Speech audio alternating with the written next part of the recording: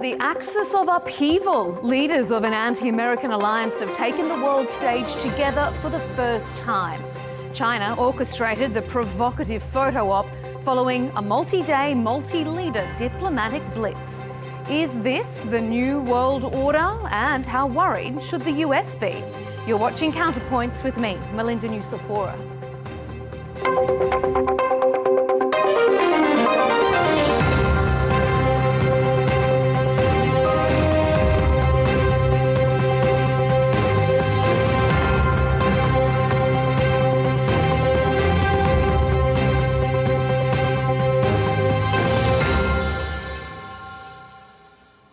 The leaders of China, Russia and North Korea, shoulder to shoulder, attending one of the largest Chinese military parades in recent history. This spectacle is about so much more than commemorating the end of World War II. It's a coordinated show of strength from America's opponents with a unifying message. We won't be bullied. The Chinese people are not afraid of violence and are self-reliant and strong. Today, humanity once again faces a choice between peace and war, dialogue and confrontation, mutual benefit and zero-sum outcomes. The Chinese people firmly stand on the right side of history.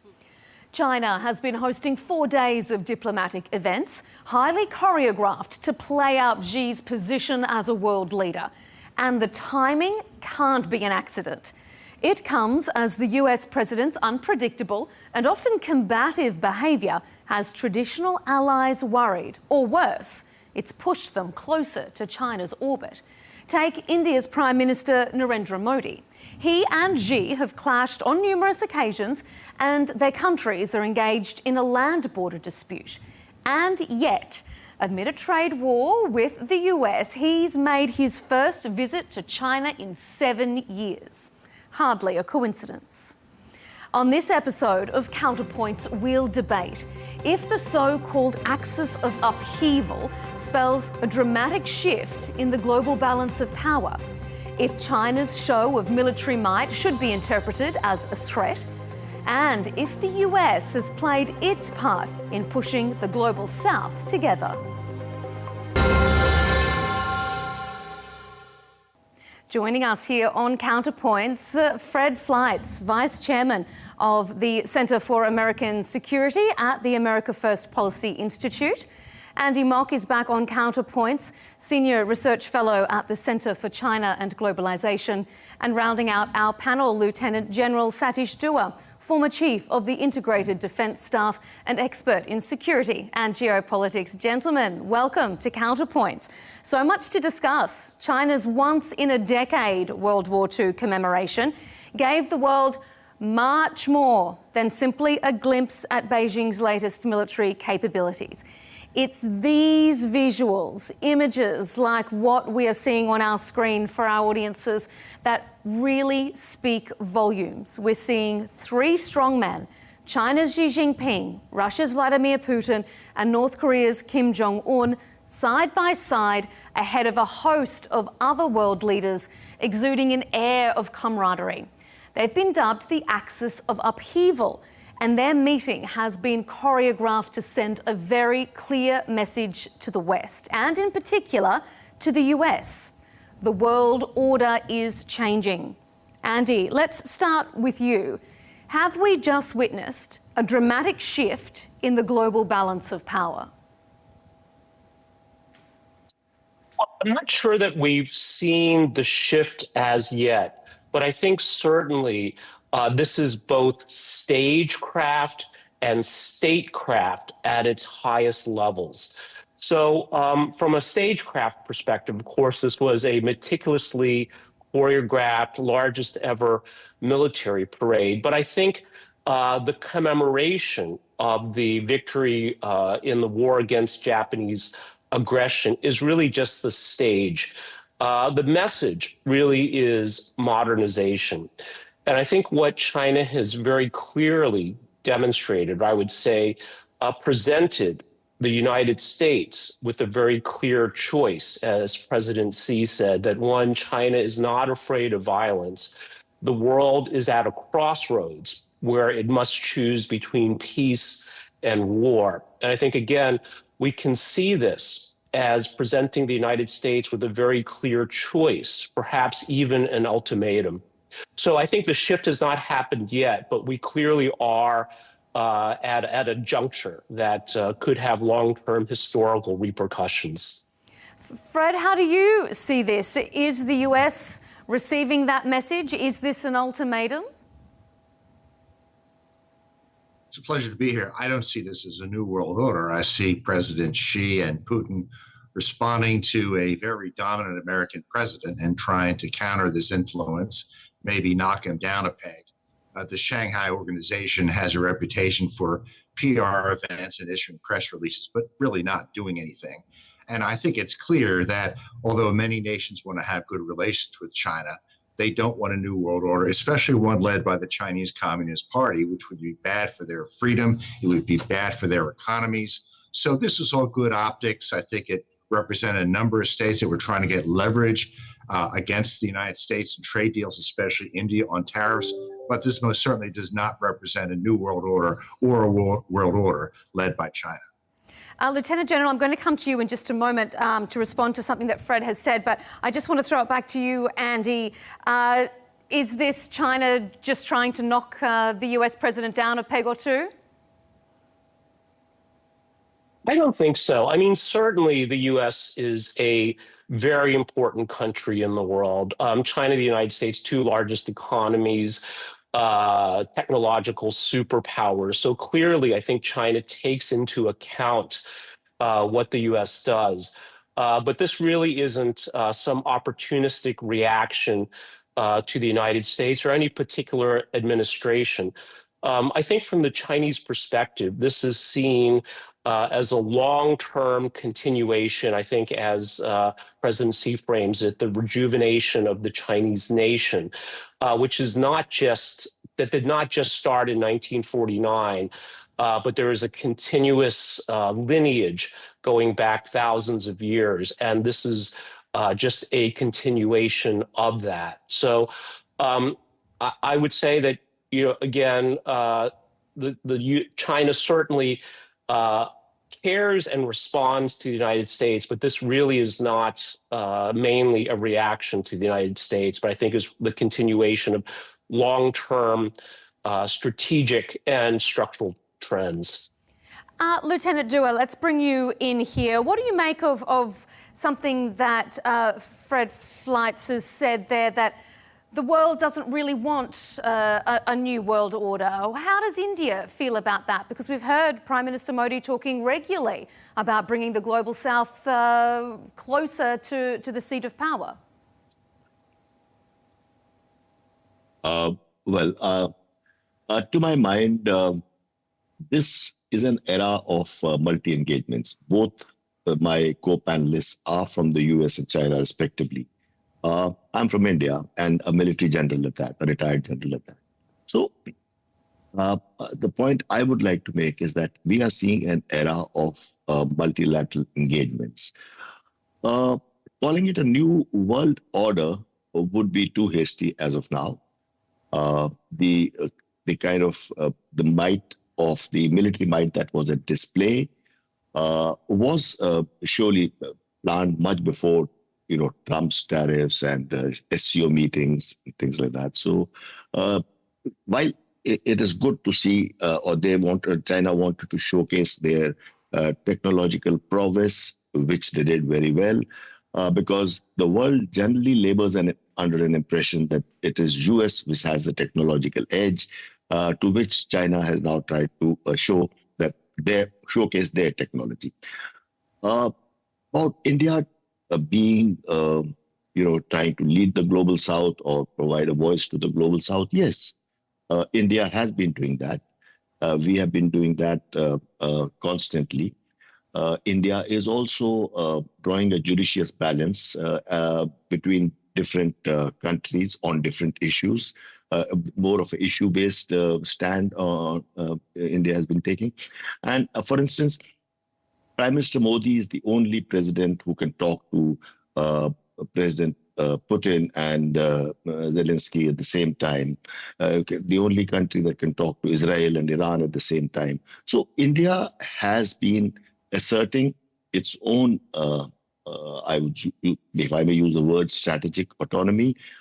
It is not bowed down under pressure from the US, whether it is tariffs or whether it was earlier issue of not buying S-400 or the Russian equipment and platforms. India has been buying oil. So I would just end up by saying India is treading its own path. We are too small to be compared to both these nations, but we do have a voice. Does India feel like it's being forced to take a side, or that perhaps it will be forced to take a side between China and the US? Because there are rivalries and alliances that India has with both of those countries. As I said, we didn't take a side when sanctions were there on Russia. We spoke to both. We helped Ukraine, and we bought oil from Russia and even the defense platforms. We didn't really take firm sides on Israel-Gaza dispute. So whether India will be forced to take a side, it may be too early to call. And allow me 30 seconds or 45 seconds to expand on that. Today, everyone's talking about how America, US-India relations have been soured by the tariffs, etc. I think nations are too large. Administration is one thing and the countries are another. So it's a particular administration and their policies. Let's not be too hasty about taking sides. Okay. All right. Fred, what do you think about this? Is this really an axis of upheaval? Is this a three-way coordinated group? Are they a united front, or are they simply just united in their opposition against the US? I think it really was a photo op, and the optics of the Chinese president and the Indian prime minister holding hands, I think, is simply laughable. These nations aren't friends. They're not close to being friends. And I'm not Indian, and maybe I'm wrong, but I would think there was some backlash to that in India. And I might add that this huge military display that China put forward, I believe, frightened the hell out of its neighbors. Countries in the region don't think the United States is going to use its military power against them, but they do think China could use its military against its neighbors. And this is not something that's going to reassure these nations that China wants to be peaceful. I think it was a dangerous provocation by the Chinese government. And I believe that there's states in the region who will be coming to Washington saying, we need your protection against this growing Chinese military. Andy, jump in on that. Can I make a point? Can I make a point on that? Sure, Lieutenant, Melinda? yes. Look, like Fred says that, he didn't believe in the optics. Well, the optics were not planned. They were for real. What is happening now is also another upheaval. It's a start of things. India and Russia have had much stronger and much more historical ties than we've had with the US. As far as China is concerned, we've had our ups and downs. We've actually had ups and downs, true. But even if you take the last 5 years, where we had this flashpoint across Eastern Ladakh, across the borders, and a bit of a scuffle there, despite the last 5 years, our militaries being arrayed against each other on the borders, we've had 23 different rounds of talks, and India-China trade has grown significantly. So, let's not worry about the optics of the leaders. These facts speak for themselves. Okay, Andy? Well, I would make 2 points. I would say, first of all, it's a little bit reductionist to say that countries, whether this is India, Singapore, or even the countries in Western Europe like Germany, have to pick a side. I believe it was a British diplomat that said, we don't have friends, we have interests. And I think these countries, or these so-called middle powers, perhaps, if I can call them that, really will act in their own interests. As the general said, with India buying Russian oil, at the same time wanting to enhance, deepen trade ties with the United States, have a better relationship with China, et cetera. So I think it's perhaps more useful to look at it on an issue-by-issue basis as to what countries do.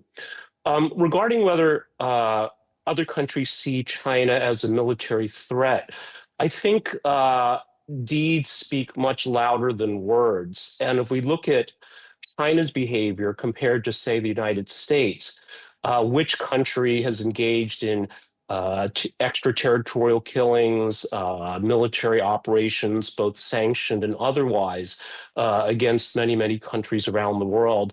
And I think, if we look at it from that perspective, it's pretty clear who many countries around the world want protection from.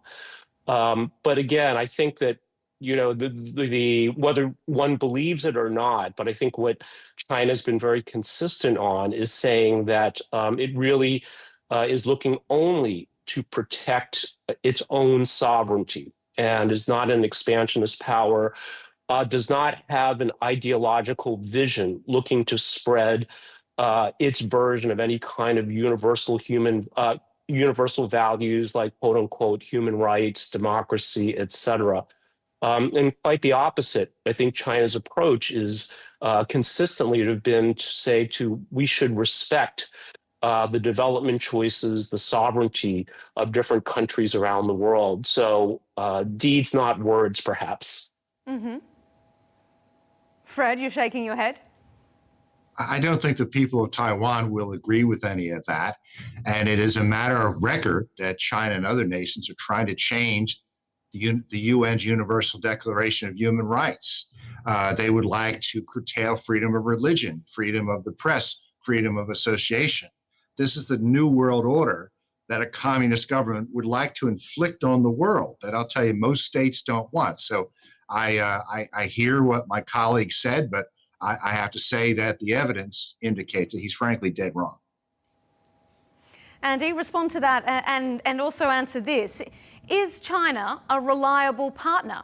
Because if you're saying that they're acting in their own interests, if you look at India, for example, they've had a long history of mistrust. Is it just in China's interest to now play ball with Prime Minister Modi because he's on the out with the US? Well, again, I don't see China's approach here really as opportunistic. Again, I think the foundational principles for China's foreign policy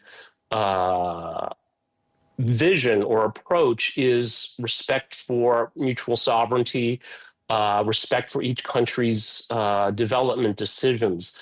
And that it sees kind of the best way for China to prosper is to work with, not against other countries. And again, I think this was, again, very clearly articulated by President Xi in the speech before the parade, that the world is at a crossroads and it can choose peace, peaceful development, or confrontation. I think, the question about Taiwan, really is not quite a very sensible one, if I may say that. I think it's well acknowledged that Taiwan is a part of China, and this is an internal matter that China will resolve, and has said, again, very consistently that it seeks to do that. That's certainly your prerogative. But I think the other issue is that consistency, transparency, and predictability are vital, not just for business investment, but for international relations as well. And I think one of the challenges that many countries have found in dealing with the United States is that some would even describe it as structurally incapable of agreements because of the four-year presidential cycle, where we've seen radical changes because of a change in administration. So if we look at it from that perspective, I do think China is seen around the world, and increasingly even amongst countries that have been traditional American allies, as a more dependable and a more reliable partner. Fred, you were jumping in on Andy's comment. Just give us a response there, and then we'll move to our next section. Well, I would like to see the U.S. promote productive relations with China, and the U.S. sticks to a strategic ambiguity policy on Taiwan. But it is fairly clear that China is preparing to take Taiwan back by force and to violate the democratic rights of the people of Taiwan. I hope it doesn't come to that. And I hope that nations can work with China so that does not happen. But I like what President Trump is trying to do with China. We're tough to some extent, but Trump would like to promote productive relations. I think he'll be visiting China later this year, and I'll just leave it at that. Mm-hmm.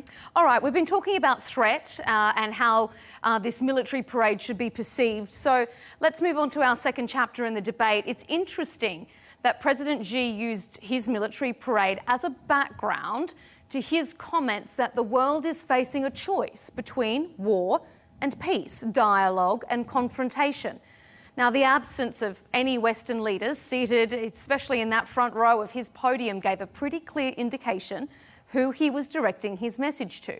And President Trump was quick to bite, accusing China, Russia and North Korea of conspiring against the US. And should China's show of military might be interpreted, particularly by the US, as a threat? Well, I wouldn't call it a threat, but again, I think what China is presenting the US with is a very clear choice. And I think this marks an end to the Deng Xiaoping approach of hide and bide, or hide one's light under a bushel. And it's very clear that China said, we are strong, we are technologically advanced, and we are ready to stand up for the world that we think is better, not just for China, but for the entire world. And I think the choice is up to the US how it responds to this. OK, I was going to come to you next, Lieutenant General, but Fred, I feel like I need to throw it over to you. Should the US be worried? And how is the US going to respond? Well, the U.S. has been watching with concern about the surge in China's missile force and Navy and Army and nuclear force for some time. I think that it does have territorial ambitions in the region, possibly outside of the region, with Taiwan as its first place where it may use military force. India is also a possibility. There has been a number of border disputes. So I don't think that this display of military force by China is a good thing for global security. And as I said earlier, I think it will really frighten its neighbors. OK, Lieutenant General, is it frightening? I mean, we saw Prime Minister Modi chose not to stay in Beijing for the parade, even though he had been in China the days leading up. Is that an indication that perhaps India doesn't want to be associated with this show of force from China? Look, as far as the show of force by China is concerned, I think China has a clearly stated aim that it wants to replace US as the #1 superpower by 2047. I think it has revised the timeline by a few years coming forward.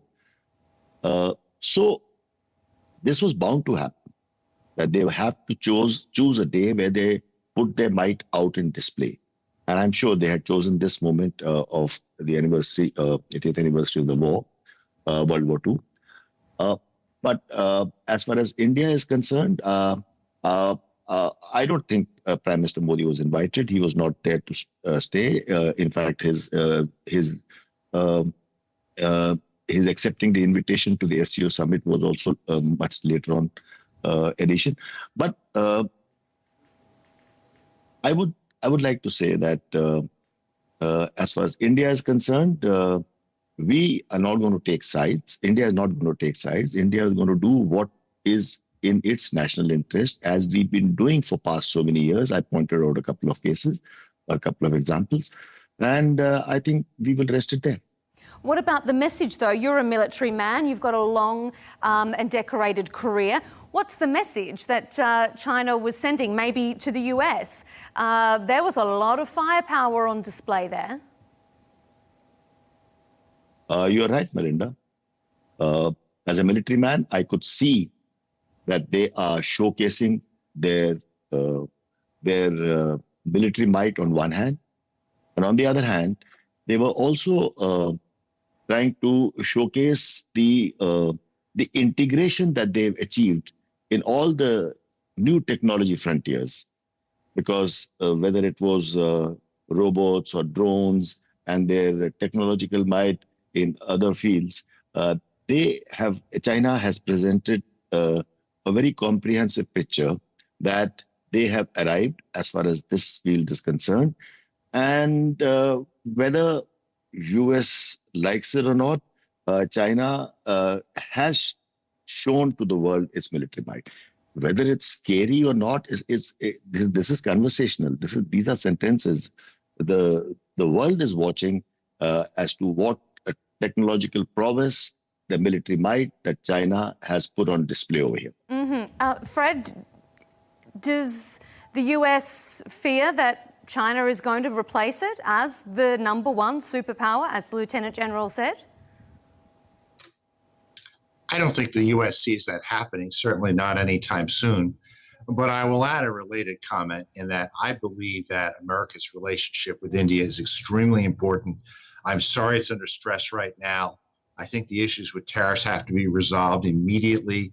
I was very proud of President Trump for him reaching out to Prime Minister Modi, and we cannot neglect India. And I hope there's substantial progress by the Trump administration immediately to repair these relations. Andy, could this be seen as an attempt maybe at distracting the Chinese people with, all these guns, all this superpower, all its might of international strength on the international stage, to distract people from the myriad of domestic problems that China is facing, not least a slowing economy, youth unemployment? Well, Melissa, I'm not so sure, but I want to make a very important comment about China's ultimate objectives that I think is widely misunderstood. So when China talks about the rejuvenation of the Chinese nation, the realization of the Chinese dream, becoming a technological military leader by 2049, this is explicitly not to replace the United States. And I think this is a subtle but very, very dangerous misperception here. And I think to the degree that people really do understand this is not the objective of China, that will go a long ways towards reducing some of the strategic mistrust between China and the United States. About this as a distraction, I really don't think so. I mean, I'm here on the ground in Beijing. I travel a lot. I was just in Ningxia in the northwestern part of the country. Things really are nowhere near as bad as is reported in the Western media, at least. Clearly, we are still working through the real estate issue, which I should note in contrast to the great financial crisis that the U.S. faced in 2008, which I describe as a heart attack. Meaning that there were behaviors going on. It was known this would lead to a bad outcome. Whereas what China did was schedule open heart surgery, meaning that real estate was, in a sense, the heart that drove the economy, I think more than 20% of GDP at one point. But China recognized this was not sustainable. There had to be structural adjustments made. It was very painful. I think the patient is still convalescing. But the prognosis looks very, very positive. I mean, look at electric vehicles, look at other tech sectors, and that China is transitioning to these so-called new productive forces as longer-term sustainable drivers of the economy, not just from an economic perspective, but from an environmental perspective as well. So no, I certainly do not see this as an attempt to distract the people from any domestic challenges. And I do have to mention there are significant challenges. So the real estate issue again, I think is still a work in progress. It's related to other things like local government financing. You mentioned youth unemployment. These are all absolutely issues, challenges, I think, that the government is addressing, but certainly not to the magnitude where I think there needs to be an attempt to distract people from these issues. If I can bring you back in again, Lieutenant General, I'm just wondering what you make of Andy's comments there. I mean, when we see big international geopolitical groupings paraded in front of the media, sometimes that can be an opportunity to get people to look away from other issues. Is that how you see it, or do you see it purely for what it is? No, I would fall back to my earlier statement when I said that today it's an era of multilateral engagements where very issue-based alignments are being made. It's on a case-to-case basis and on the merits of the case. For instance, people have been touting the SCO to be as an alternate to NATO. Now, I wouldn't call it an alternate to NATO. Similarly, the Indo-Pacific, the Quad, was also being called as if it's an Asian NATO. So all I'm trying to say is that it is what it is. We don't have to read too much into it. Don't forget. Let's not forget that 3 days ago or 4 days ago, the president of Brazil had also called for an emergency meeting of BRICS. So all in all, some of these issues are being driven by Trump's tariffs, President Trump's the tariffs that he's been living around. Those are, like I said earlier, issues of a particular administration. Countries and their alignments and such groupings are much larger and longer lasting. Okay, we're going to move on to our third section just to update our panel and our audience. We've got some technical issues with Fred Fleitz. We've lost his connection, but we will bring it back to you if and when we can re-establish that. So in the meantime, we'll remain with our two guests, Andy Mock and Lieutenant General Satish Dua. Okay, when we see global events like this with such high-stake diplomatic implications, it rarely happens in a vacuum. This gathering was held against the background of a world reeling from what some argue are inconsistencies in the application of the rules-based order. For example, the clear differences in response to Russia's war on Ukraine compared to Israel's war on Gaza. And added to that is the US administration characterised by harsh international tariffs imposed on allies and the president's volatile political style. So, Andy, I wonder from you, do you see this coming at a time when perhaps the Chinese leader thought that he could really capitalise on maybe a global appetite for a new world order right now? Well, I'm not sure that that is the primary motivating force. Now, perhaps at the margins, it might have accelerated or perhaps added a little bit more energy to, I think, plans and objectives that have long been underway.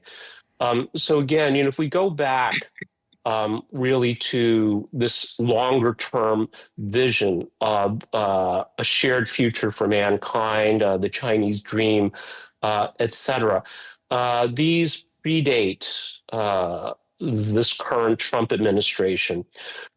So I don't think, again, that any of these developments are opportunistic. But certainly I do see the Trump administration, perhaps, it's a measured decision that, given the domestic priorities of immigration and unsustainable deficit, national debt, the need to reindustrialize, to reduce the onerous heavy hand of the state, including a high tax rate, that these are such important priorities that the United States is willing to pay a price diplomatically to achieve some of these objectives.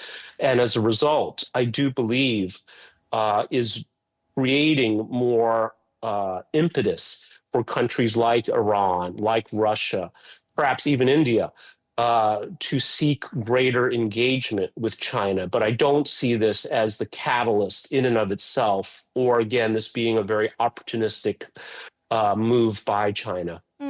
What do you make of that, Lieutenant General? Do you think China could have pulled off this headline-grabbing week if the White House hadn't perhaps been viewed as damaging its global partnerships? So I would agree with Andy when he began his intervention by saying that I also don't think so. I would say that this meet was about to happen, was scheduled to happen. It was a summit meeting. It was long since awaited that there would be participation from Russia, it's in China and India. If, like he said, I use his sentence, if more energy was imparted to it, well, so be it. But overall, I think this was required. I'm sorry, this was scheduled. And it's not because of this. I mean, the issue, I have also made this point earlier that, whether it's the Russia-Ukraine war or it's Israel-Gaza issue, or even the Trump's tariffs. Now, these are issues there. These are the issues that we all grapple with.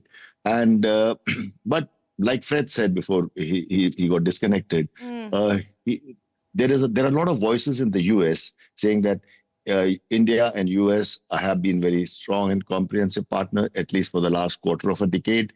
And we hope that our relations will continue to remain strong. Trump's administration is an administration that is a short time in history. And so we don't have to make too much of it. But I would again fall back to my statement that every country does what is in its own national interest. And in this era of multilateral engagement, I think in the national interest, wherever it is required, countries would align with each other. It is a really interesting point of discussion, and hasn't it been an interesting week? But we will leave it there, gentlemen. We're out of time. But thank you so much for joining us. Andy Mock, Senior Research Fellow at the Centre for China and Globalization. Lieutenant General Satish Dua, the former Chief of the Integrated Defence Staff and expert in security and geopolitics. And earlier, before we lost his connection, we were joined by Fred Fleitz, Vice Chairman of the Centre for American Security at the America First Policy Institute. Gentlemen, thanks for your time here on CounterPoints.